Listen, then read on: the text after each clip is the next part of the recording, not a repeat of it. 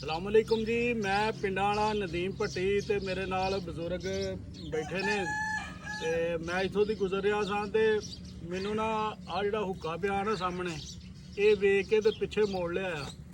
ਜਦੋਂ ਮੋੜਿਆ ਤੇ ਮੈਂ ਉਧਰੋਂ ਵਾਪਸ ਆਣ ਕੇ ਤੇ ਬਜ਼ੁਰਗਾਂ ਨਾਲ ਨਾਲੇ ਤੇ ਇਹਨਾਂ ਦਾ ਹਾਲ ਚਾਲ ਪੁੱਛਿਆ ਤੇ ਨਾਲੇ ਇਹਨਾਂ ਦੇ ਕੋਲ ਹੀ ਇੱਥੇ ਡੇਰੇ ਤੇ ਬਹਿ ਕੇ ਵਾਹਵਾ ਰੌਣਕ ਲੱਗੀ ਆ। ਮਾਸ਼ਾਅੱਲਾ ਮੱਝਾਂ ਮੁੱਝਾਂ ਰੱਖੀਆਂ ਭਰਾ ਹੋਣਾ ਨੇ ਤੇ ਅੱਲਾ ਨੇ ਬੜੀ ਸੋਹਣੀ ਰੌਣਕ ਲਾਈ ਆ ਤੇ ਦਰਖਤ ਲੱਗੇ ਆ, ਦਰਖਤ ਦੀ ਛਾਵੇਂ ਬੈਠੇ ਨੇ ਤੇ ਹੁਣ ਇਹਨਾਂ ਨਾਲ ਜ਼ਰਾ ਕੁ ਗੱਪਸ਼ਪ ਲਾਉਂਦੇ ਆ। ਬਾਬਾ ਜੀ ਕੀ ਹਾਲ ਚਾਲ ਆ? ਠੀਕ ਠਾਕ ਹੋ?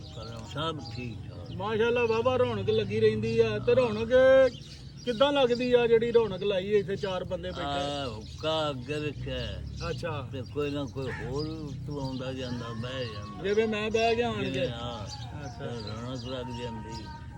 ਕਿੰਨੀ ਉਮਰ ਹੋ ਗਈ? ਮਾਸ਼ਾਅੱਲਾ 86 ਸਾਲ 86 ਸਾਲ ਉਮਰ ਹੋ ਗਈ ਆ। ਤੇ ਤੁਸੀਂ ਇੱਥੋਂ ਦੇ ਰਹਿਣ ਵਾਲੇ ਕਿ ਇੰਡੀਆ 'ਚੋਂ ਆਏ ਜੇ? ਕੋਈ ਵਾਕਿਆ ਯਾਦ ਹੋਵੇ ਜਦੋਂ ਇੰਡੀਆ ਪਾਕਿਸਤਾਨ ਅਲੱਗ-ਅਲੱਗ ਹੋਇਆ, ਤੁਹਾਨੂੰ ਕੋਈ ਗੱਲਬਾਤ ਯਾਦ ਹੋਵੇ ਉਦੋਂ ਦੀ? ਗੱਲਬਾਤ ਯਾਦ ਨਹੀਂ ਆ ਜਿਹੜਾ ਰੋਲਾ ਰੜਾ ਪਿਆ ਨਾ। ਹਾਂਜੀ ਉਸ ਮੈਂ ਡੇਰੇ ਦੇ ਹੁੰਦਾ, ਸਾਡਾ ਡੇਰਾ ਉੱਥੇ ਨਾਲ ਠੀਕ ਹੈ। ਤੇ ਇਦਾਂ ਵਾਲੀ ਕੜੀਆਰ ਦੇ ਵਿੱਚ ਰਾਤ ਨੂੰ ਬਹੁਤ ਚਾਂਗਰਾਂ ਹੁੰਦੀਆਂ ਨੇ।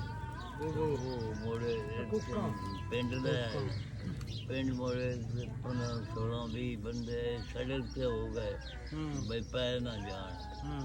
ਤੇ ਮੋੜੇ 12 ਵਜੇ ਦਿਨ ਦੇ 4 ਛੋੜ ਤੇ ਬੋਗੂ ਉਹ ਬੋਗੂ ਹੋਈ ਬੀਬੀਆਂ ਬੱਚੇ ਸਾਰੇ ਬਾਹਰ ਕੱਢ ਰਹੇ ਕਈ ਬੈਠਕਾਂ ਵੜ ਗਏ ਤੇ ਮੋੜ ਬੰਦੇ ਜਿਹੜੇ ਸਾਡੇ ਪਿੰਡ ਦੇ ਹੈ 30 ਆਏ 40 ਜਾਂ 50 ਜਿਹੜੇ ਵੀ ਹੈ ਉਹ ਕੋਈ 10-10 ਹੋ ਕੇ ਰਹਿਣਾ ਬੱਕਰ ਹੋ ਗਏ। ਮਤਲਬ ਜਦੋਂ ਪਾਕਿਸਤਾਨ ਇੰਡੀਆ ਦੀ ਪਾਰਟੀਸ਼ਨ ਹੋਈ ਆ ਤੇ ਰੌਲਾ ਪੈ ਗਿਆ, ਹਰ ਪਾਸੇ ਲਾਲਾ ਲਾਲਾ ਬੂਬੂ ਹੋ ਗਈ, ਉਹ ਉਧਰ ਚਲ ਗਏ। ਤੁਸੀਂ ਤੇ ਅੱਗੇ ਹੀ ਇੱਥੋਂ ਦੇ ਸੀ ਤੇ ਤੁਹਾਡੇ ਫਿਰ ਸਾਥੀ ਜਿਹੜੇ ਆ ਉਹ ਤੇ ਵਿਛੜ ਗਏ ਹੋਣੇ, ਜਿਹੜੇ ਤੁਹਾਡੇ ਨਾਲ ਇੱਥੇ ਸੀ ਬਹੁਤ ਸਾਰੇ ਉਹ ਇੰਡੀਆ ਚਲੇ ਗਏ ਹੋਣੇ ਆ। ਜਿਹੜੇ ਦੂਜਿਆਂ ਪਿੰਡਾਂ ਚਾਹ ਸਾਡੇ ਪਿੰਡ ਚਾਹ ਹੀ ਕੋਈ ਨਾ। ਅੱਛਾ ਉਹ ਜਾਂਦੇ ਮੈਂ ਵੇਂਦਾ ਕਿ ਜਿਹੜੀਆਂ ਬੀਬੀਆਂ ਮੰਜੀ ਤੋਂ ਨਹੀਂ ਨਾ ਰੱਖੀਆਂ ਥੱਲੇ ਵੀ ਕਰੀ ਉਹ ਜੀਆਂ ਬੀਬੀਆਂ ਵੇਖੀਆਂ ਨੇ ਨਾੜ ਤੇ ਡੇਰਾ ਉੱਥੇ ਰਾਹ ਗੁਜ਼ਰਦਾ ਉਹ ਰੋਜ਼ ਰਾਤ ਚਲਦੀਆਂ ਆ ਤੇ ਅੱਗੇ ਜਾ ਕੇ ਸੱਚੇ ਸੌਦੇ ਮੁੜ ਇਕੱਠ ਹੁੰਦਾ ਇਹਨਾਂ ਦਾ।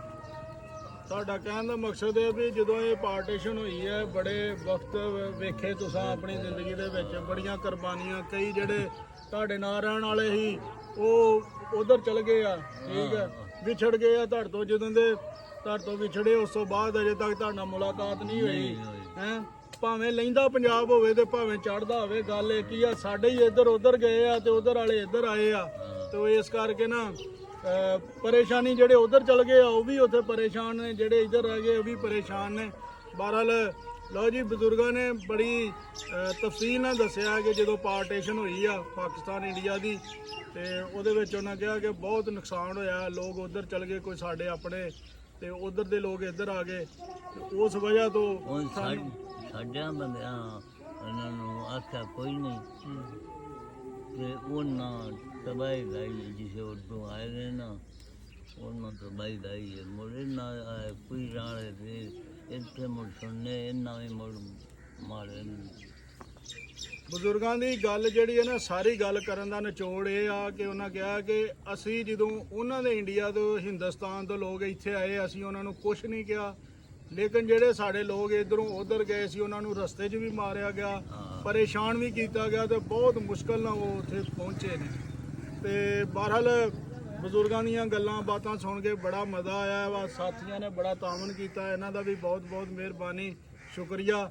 ਤੇ ਵੀਡੀਓ ਜਿਹੜੀ ਹੈ ਨਾ ਉਹ ਚਾਹੇ ਹਿੰਦੁਸਤਾਨ ਦੇ ਲੋਕ ਵੇਖਣ ਚਾਹੇ ਪਾਕਿਸਤਾਨ ਦੇ ਲੋਕ ਵੇਖਣ, ਲਹਿੰਦਾ ਤੇ ਚੜ੍ਹਦਾ ਪੰਜਾਬ ਗੱਲ ਇੱਕ ਹੀ ਆ। ਮੈਂ ਅੱਗੇ ਵੀ ਬਹੁਤ ਸਾਰੀ ਵੀਡੀਓਜ਼ ਦੇ ਵਿੱਚ ਇਹ ਗੱਲ ਕਹਿ ਚੁੱਕਿਆ ਵੀ ਇੰਡੀਆ ਹਿੰਦੁਸਤਾਨ ਹੋਵੇ ਪਾਕਿਸਤਾਨ ਹੋਵੇ ਗੱਲ ਇੱਕ ਹੀ ਆ, ਲੇਕਿਨ ਕੁਝ ਲੋਕ ਐਸੇ ਨੇ ਜਿਨ੍ਹਾਂ ਨਫ਼ਰਤਾਂ ਪੈਦਾ ਕਰ ਦਿੱਤੀਆਂ। ਉਹ ਨਫ਼ਰਤਾਂ ਬਾਹਰ ਕੱਢੋ, ਬਾਰਡਰ ਇੱਕ ਆ, ਕਲਚਰ ਇੱਕ ਆ, ਨਾਲ ਲੱਗਾਂਗੇ ਤੇ ਇੱਕ ਦੂਸਰੇ ਦੋਵਾਂ ਮੁਲਕਾਂ ਨੂੰ ਬਹੁਤ ਸਾਰਾ ਫਾਇਦਾ ਹੋਏਗਾ।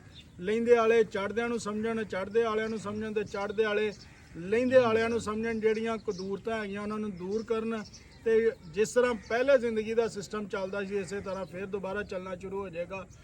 ਇਸ ਵੀਡੀਓ ਨੂੰ ਜ਼ਿਆਦਾ ਤੋਂ ਜ਼ਿਆਦਾ ਸ਼ੇਅਰ ਕਰਨਾ ਹੈ, ਲਾਈਕ ਕਰਨਾ ਹੈ ਤੇ ਕਮੈਂਟਸ ਕਰਨੇ ਆ ਕਿ ਬਾਬਾ ਜੀ ਦੀਆਂ ਗੱਲਾਂ ਤੁਹਾਨੂੰ ਪਸੰਦ ਆਈਆਂ ਤੇ ਜ਼ਰੂਰ ਇਸ ਵੀਡੀਓ ਨੂੰ ਕਮੈਂਟਸ ਕਰਿਓ ਜੇ। ਫਿਰ ਇੱਕ ਨਵੀਂ ਵੀਡੀਓ ਵਾਸਤੇ ਦੁਬਾਰਾ ਤੁਹਾਡੀ ਖਿਦਮਤ 'ਚ ਹਾਜ਼ਰ ਹੋਵਾਂਗੇ।